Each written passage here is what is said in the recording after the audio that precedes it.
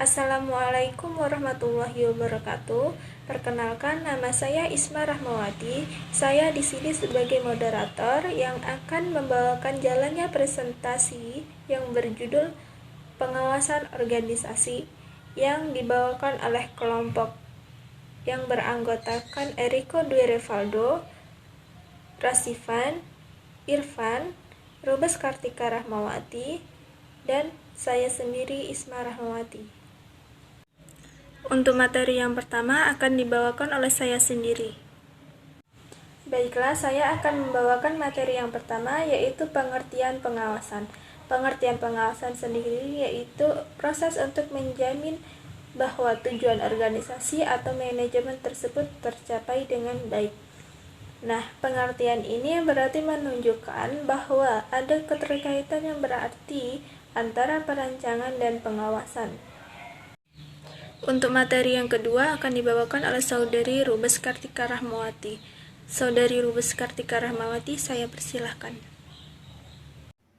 Di dalam proses pengawasan itu sendiri memiliki yang namanya dasar-dasar pengawasan. Dasar-dasar pengawasan memiliki fungsi. Biasanya orang menyebutnya sebagai evaluating, appraising, dan correcting.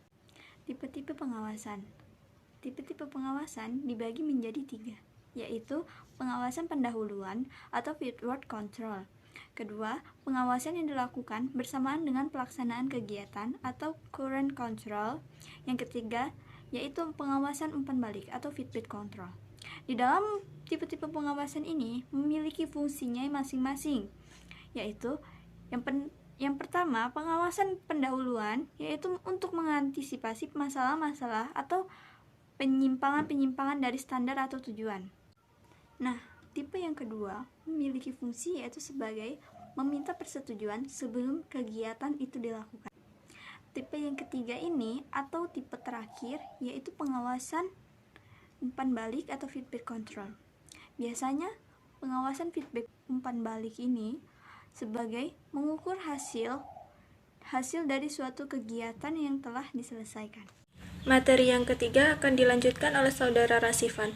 Saudara Rasifan, saya persilahkan.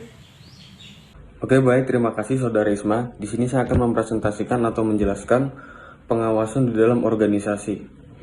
Di dalam pengawasan organisasi itu terdapat suatu tahapan-tahapan dalam proses pengawasan. Nah, di dalam tahapan proses pengawasan ini terbagi menjadi 5. Yang pertama yaitu penetapan standar pelaksanaan, yang kedua penentuan pengukuran pelaksanaan kegiatan, yang ketiga pengukuran pelaksanaan kegiatan, yang keempat pembandingan pelaksanaan dengan standar evaluasi, yang kelima pengambilan tindakan koreksi bila diperlukan. Dan untuk materi keempat akan dibawakan oleh Saudara Irfan.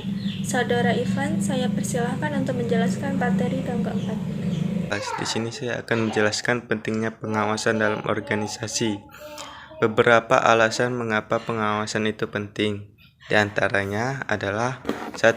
Perubahan lingkungan organisasi. 2. Peningkatan komplikasi organisasi.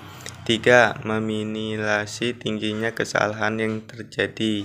4. Kebutuhan manajer untuk mengendalikan. 5. Komunikasi. 6. Menilai informasi dan mengambil tindakan koreksi. Nah, sekarang sampai pada materi yang terakhir. Materi yang terakhir akan dibawakan oleh Saudara Reval. Saudara Reval, saya persilahkan. Di sini saya akan menjelaskan apa itu perancangan proses pengawasan. Proses pengawasan yang pertama, merumuskan hasil yang diinginkan, menetapkan penunjuk hasil, menetapkan standar penunjuk dan hasil, menetapkan jaringan informasi dan umpan balik, dan menilai informasi dan mengambil tindakan koreksi. Sekian video presentasi dari kelompok kami. Jika ada salah kata dan perbuatan, kami mohon maaf. Saya akhiri. Wassalamualaikum warahmatullahi wabarakatuh.